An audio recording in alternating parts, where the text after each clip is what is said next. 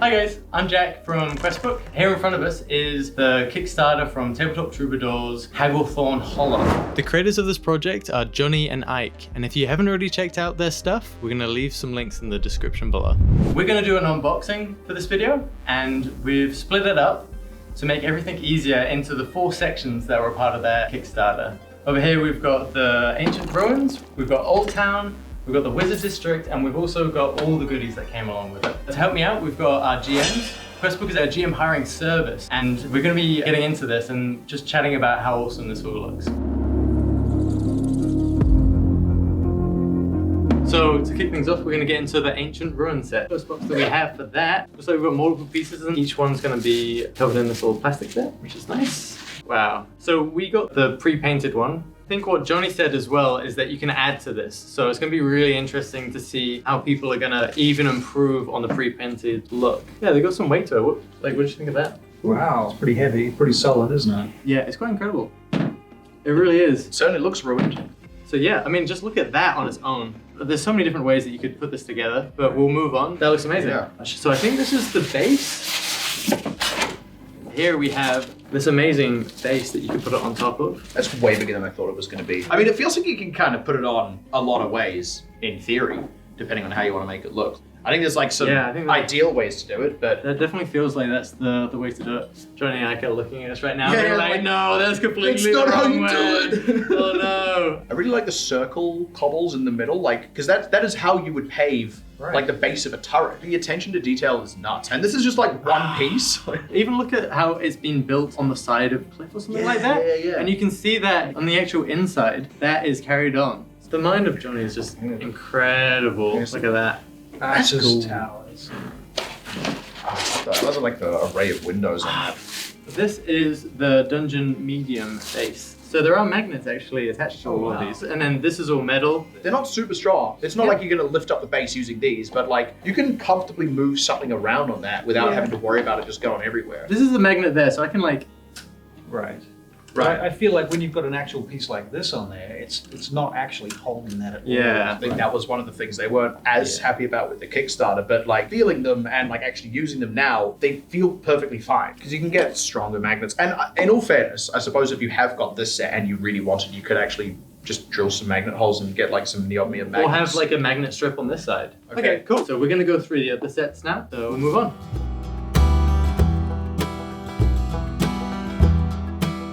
Next, we're dealing with the Old Town set, beginning with the large ground floor. So this is more for inside a town. You can see there's got doors, windows, sort of a base for a house or a cabin or a hall. Got quite a decent weight to it. Next is the longhouse roof. Whoa. That's huge. That could be its own house, as well as a rooftop. It's very organic feeling, isn't it? All the individual thatches and strands of hay, all shadowed. You could fit on this one here. That's beautiful. You could also chuck it on one of the other bases if you wanted to. They line up really nicely. Oh wow, they do. Yeah. Check that out. You can see the stairs from the middle match up with the bottom, and then you can look inside if you need to. That is amazing. And then you got the basement, really? Yeah. Right. Cold storage for a tavern. Right. I got so distracted. What's next? Next box is the medium ground floor.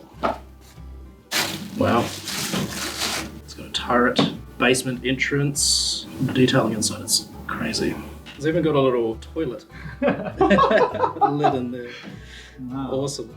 And a fireplace with some wood. The next box is the barracks roof. A lot of nooks and crannies getting stuck on the plastic. There we go. Wow. Shiny compared to this one? A lot glossier. Ah. Next one is the Chieftain's Hall roof. I hope the people listening like the sound of polystyrene. It's the worst ASMR. Welcome to Hagglethorn Hollow's ASMR. Okay, another large set piece, closed on the bottom as well, so it can be placed on the ground or on top of one of these. I think this one goes with that more closely than like the last one. So looking at that turret there. I love the aesthetic. It's very Goblin City from Labyrinth. I even love how the Thatcher has just like wrapped the top up. Yeah. Like hair. Just bundle it. Thatcher by day, hairdresser by night. I got confused. I thought you were talking about Margaret Thatcher You know what- for a second. I had that same moment. You know what this That roof would be a needs? great NPC, Margaret the Thatcher. Margaret the Thatcher. You know what this roof needs? A top knot. This is the tower ground floor. Very compact. But you got little arrow slits in there. The inside has stairs from the door leading up, so it's a raised floor in there. There we go. Look at that. Yeah. Wow, look at that overhang. Oh, beautiful. And the asymmetry of all of these pieces, they look so good. Next one, small ground floor. I love the staircase on the outside. Yeah. That one you got in your hands there, Joe, is the first one with that real peeled plaster look all over it. A lot of effort went into making it look so rough. The next box is the homestead roof. Look at that, you can see the planks of the building poking out of the roof. Once again, a top knot thatch roof. While we've got that one there, I reckon if anyone watching is considering buying, get multiple of this one. Because if you have like 3 or 4 of these, now you've got like a little town going. If we were to get multiple of any, I would get multiple of that. Homestead one is what it's called. I agree with you. That's very true. All right, give me some boxes. This is a cottage roof. I actually think that may well sit on multiple of those houses from before. This is a tower roof and spire. See, now this is what I was expecting when they said Wizard District. That's got the look, right? I want my roof to look like my hat. Exactly. I do kind of feel like a kid at Christmas. Yeah, this is going to be a team effort, this one. I've just got like 4 parents handing me presents. Tavern roof. This is huge. I like that got like a different color, a different style of roof as well. Like it's not just all in the thatched one. So obviously if you get the different set, you get this like different style of roof. This one also feels more like ramshackle somehow. I don't know about you guys. From this angle, you can kind of see like how these are all a bit sloped. It's not clean construction. It's way more higgledy-piggledy. I love it. The windows, you can see how they would already kind of swing outward, like they're not even partially closed. An angular wall. Yeah. Straight. That is maybe the single most impressive piece so far from my perspective. Guildhall roof and chimney. Similar kind of thing to the Wizard's Hut, where you've got this extra little turret bit, the spire that you can kind of chuck on top. I can already see on here where that's going to go. That looks about right. Oh, brilliant. I'm really enjoying the sound of these pieces.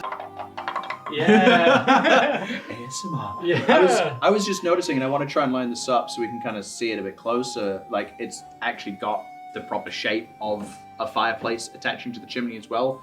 So it's not just like a chimney sticking at random out of a building. Got this like up here onto this like wooden platform bit in the middle of the roof area. I feel like there's got to be like some bases and things to all this to sort of prop it all up on. Yeah. Curious to see how it all goes together. So let's have a look inside this little guy. It's quite heavy. Good textures, very shiny. Yeah, it could be a floor or a wall. A little bit dodgy for putting miniatures on though, I think. Not quite flat enough for that, but still pretty cool. All right, so moving right along, in here we have some interesting looking things. What are these? The brick faces. Yeah, it is too. So it's got a little beard at the bottom. Yeah, so like that is the mouth, and then like it's a nose and nose bricks at Right, each this eyes. guy's, they're the same? Yeah. They're each different, but Yeah. like you can sort of see the face, yeah. Sure. See if we can get It does look like a fireplace though. It does from the other side, you're not wrong. Right, and there's little alcoves on the inside of these ones. Next, we have over here something a little bit more solid looking. 3 of something. Quite cool looking, Ooh. actually. Look at the engraving on there. Wow. Wow, they're like standing stones. Let's see if we can make a little There's hinge. a lot of little detail in that. There you go. Okay, so here's a roof for something else. Actually, just a little hut, isn't it? Or you could just stick it in a swamp, Yeah. and you've got a lizard folk home or something. Holy shit. It's all going down. Wasn't my fault. I didn't do that. I think that's the wolf that had already gone. So, There we go, that's that bit. We'll cut that out. Put it back up. right. We'll glue it Oh. back on. Speaking of delicate, Carnage Fixable. begins. It's So like, you oh want to no. take charge now? mystery box. Is it? That's what A it is. sundial. Yep. Yeah, they remind me of those Skeksis and Dark Crystal. Gelflings. And you can hire Russell for... The bases look to be about an inch across, so they can be used in combat most likely as well.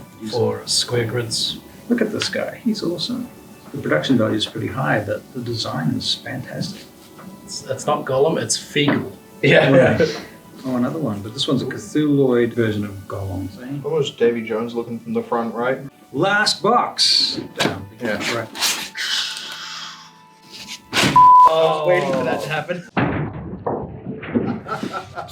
I love the woven basket walls. I really like the tiles, and as somebody said earlier, the sort of asymmetry of all of these things is fantastic. Because everything's a bit wonky, if something doesn't look perfectly flush, that makes sense. That's in keeping with the rest of it. Whereas if it's all designed to be like perfectly almost- square, then you don't have that leeway. Awesome. Okay, well, we have unboxed all the boxes, and now in front of us we have all of our set pieces that we really like and want to have just a little talk about. There are so much more around us right now, but we're just going to go down the table and kind of like have a little chat. Yeah, well, I think these pieces are extremely inspiring towards the imagination, really, to start with. Kind of amazed at the level of detail and construction in here. And they all work with standard miniature sizes, which is really cool. I really like this particular piece. This one really grabbed me because it's super modular. You can move it in and out, and you can make different sizes and different spaces. You can just have one piece and have one really lonely little moment out in the middle of nowhere. This could be just one little place, one little set within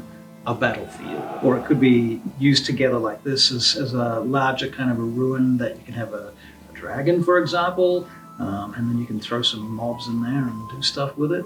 I like your point about like you can pull them out, you can bring them in. Like you could make it, as you were sort of saying, one large ruined structure. Like this was a castle, or it could be like together like so. Each of these represents one ruined building in this demolished town. Right, exactly, yeah. I mean, you see these images after World War II, towns that have been wiped out and whatnot. You've just got certain structures sticking out amongst the ruins. If you had a fog machine, that would be super cool. We'll remember that for next time. I really liked the red tile roofing for the Wizard District. Again, reminds me of Goblin City, Labyrinth. I'm already thinking if the party starts in a tavern somewhere and then a brawl breaks out, you can have a basement. There's maybe some rats they want to go down and find, or chuck them in there for the tavern, and then just chuck it aside while you're role playing, and then just have it looking beautiful on the table. These are so evocative. Exactly. Yeah. Yeah, you are sitting in this inn and you've got the inn built in front of you. Everyone's got this real feel for the place and what it looks like. It sets the mood and the tone. Yeah. Then in your mind, imagine the rest of the city, right? Yeah. You can go, okay, if this is what the inn looks like, I've already imagined what the street looks like, and I know what the other streets adjoining onto that would be. Or even if it's not in a city, if it's like just a roadside inn somewhere on a main road that they've stopped in for the night, it's like you see this wild structure in the distance, and you pull near and this wagon's parked and there's a stable house out back for horses. This is the building. You can see it from miles off. It's got this huge tower with this bright red roof, right? Like again, it's so evocative of a place and an environment. Some of it almost seems like it shouldn't be standing. Like the angles that you can kind of see is... It makes me think of an inn where different owners over the generations have built different things in. You know, the one that was, I want to have this tower so that people can see it from the distance, or the one that was, we need to get more in the second story. We need more rooms. So they just like sort of built evolved over a period of time by different groups of people. These feel like living buildings. These things only stay standing because there is constant maintenance. Half of the innkeeper's job is just replastering the wall. It also kind of evokes that idea that it's a magical fantasy world as well, because there's that element of it. How else is it going to stand up? Yeah. I guess I just got the bigger version of this. When we were opening this one in particular, like surely there's a couple pieces involved, like maybe this box is just one or two, but this is a piece of art. Big enough to be just a thing on its own before we even started trying to stack it on other stuff. Right. I just noticed a really slick detail as well, because remember that these are actually separate pieces. And if you look on this side, let's see if we can rotate it. If you actually look on this side, it's a chimney housing that actually follows the entire line of the chimney all the way up. And like this was its own entire piece. This actually came with the other set, had a totally different roof for it. Make no mistake, they're not only modular because they're asymmetrical, like they put a lot of care into making sure that different bits work with different bases and different middle floors and things like that. Let's stick them together and you have immediately a small town. Yeah. The fact that this came out of one person's head. What a head, mate. What a head. What a head. Tell, but imagine a player walking up to this going, there are so many doors, so many windows, so many things I can climb. I love what you just said about climbing as well, because I was just thinking that looking at all the weird little half floors and things here, like they're trying to spy on someone who they know is staying at this inn, and they've got the nice suite on the top floor, and hey, here's this balcony. And the rogue player is gonna look at this side of the building, and usually they're just like, hey DM, I wanna climb the wall. Whereas now they're gonna be like, hey DM, if I take these stairs, can I jump to this window? Like, could I jump and grab onto that? And try and like climb up to this bit of roof and go up. It's like a question too though. Like typically if somebody asks you, can I climb onto the roof? You might make them make a check. Now they're gonna go, can I jump from here to here? And you're gonna go, yeah, you can make a check. Can I jump from here to here? You can make another check. Is this gonna lead to us having to make like 9 checks? Not necessarily. Like I don't know how granular I'd make it, but that's the thing is you've got the option to make it more and more granular, because it's like, should climbing up 5 stories really just be 1 check? Right. But if it's just 3 checks in a row, then it's boring, because it's like it's 1 check to another. You can describe the action, sure. Right. But this gives you like that real physical anchor for what that action actually means. So it's like, you know, okay, can I jump from here to here? Sure. They fail that check. You slip, but you catch yourself on the windowsill below. Right. You know, now you need to try and get your feet back underneath you before you can go again, or something like that. Like, that whole feeling of failing forward as well, I think is so much more well evoked by having a physical structure, because you can see if you've missed that handhold, where would you fall to? Yeah. If you miss this handhold, you're falling all the way back down to the floor, right? If you've described water below, you might have, you know, different outcomes. Yeah. You could even do the 1 check, right? But you know at what point would be interesting for that check to fail or succeed. Right. You were like, okay, we swing on this banister, we flip up. Like, at what point would be the most interesting to make that the failure happen? It could just be 1 check, but you're making a whole story out of that 1 check, really rather than being like, you scramble up and you fall down, or you fall on your back, or something like you said, the windowsill then like shudders open. Just when you think you've got to hear, like there's a loose tile that slips out from under your foot. Yeah. But hey, you succeeded on your check. You managed to grab onto the wooden plank that's now exposed there, the load-bearing beam, and you've got your footing again, you know? Oh! All right. But, gentlemen, I have genuinely saved the best for last. Let me be clear about one thing here. And I will level with you. I was very torn, actually, initially between that and the Soothsayer's Hovel, just because that is one of the most like nuts evocative buildings I've seen out of this entire set. But I mentioned it while we were actually unboxing them, and I want to revisit it. I think this is truly the standout piece, and I think if you are going to get anything from Tabletop Troubadour, get like 4 of these. These little houses, we were kind of talking about, like, this is cool. This is a great big set piece. Stick 3 houses around it, now it's a town. Before it was just a building. And the fact that you've got that kind of modularity, once again, you could just sit that there, that's a house, that's a low house, or you've got this base that actually works with both. So if you get 3 of these bases and then like 2 or 3 of each roof, very quickly you have a whole town. It's all there. And then you only need to stick like 1 building in each town to make it feel different, right? Like, you're not gonna go, hey, these houses are exactly the same, where it's like house, and then like, you've got Joe, like the one that you grabbed, is like a bigger kind of set piecey building. Or you've got the ruined half of the town. Look, just because the dragon burned down the keep doesn't mean the villagers are just going to leave. Like, there's still perfectly good houses there. Hell, they might not even be able to relocate. They've stayed. The king buggered off. He's got means, he can move, he can relocate, so the kingdom's abandoned, but there's still people there. And you can just chuck like a bunch of these with anything from all of the stuff we've unboxed. And I feel like it turns it into a real place that's got this story, this narrative. There are people living here. Why are they living here? Why are they living next to that huge building? What is that huge building? They're living next to a wizard's tower. Who's the wizard? What interaction does he have with this town, with the people that live in all these houses? And like I said, like, buy 1 of those, but buy like 4 of these for sure. And most bar brawls end up spilling onto the streets, right? And you've got a street. You've like, here you've got a nice set piece. You have 3 or 4 of these. You've got a street, and so much stuff that can happen on that vinyl map. Have a grid down. Exactly. Yeah. And I think again that's where the weird asymmetric look kind of works, because okay, this gap is like a main street. This gap is a winding alley. You come out the side door of the pub and you're down into like the back alley next to someone's cellar by their house. You're not by their main entrances anymore. But you know what? You're trying to, I don't know, escape in the night. Some dude who's like just drunkenly stumbled up his stairs to the apartment he lets on the top floor. And he looks down on the alley back here and he's just seen you. And again, like now we're back into that world of storytelling. Like because we've done this, because we've got this, you can start to see the real story moments and beats that can actually happen. And I mean, if this building was all the way over here and it was a main street, hell, you wouldn't be trying to sneak out here anyway. You'd be trying to find some other way to get out. Yeah. Maybe you're trying to slip into the crowd or something. Just the rooftops on their own. You've got a tiny little half. I can't like wait. this is already And a what town. weird character lives in this one? Right. Like build the character straight Some away. wacky bookish. Yeah, straight away. And that was Hagglethorn Hollow. Thank you so much for watching. If you want to play on some of these, you can book out one of our GMs and they will bring it along with them. Check out our events and our ongoing campaigns at questbook.nz. All of our social links will be in the description below. Facebook, Discord. And YouTube. If you're watching this on YouTube, make sure you subscribe because we're going to be back in a couple of months with a much bigger review of the stuff based on what we've actually done with it at our tables. But for now, thanks for watching and goodbye.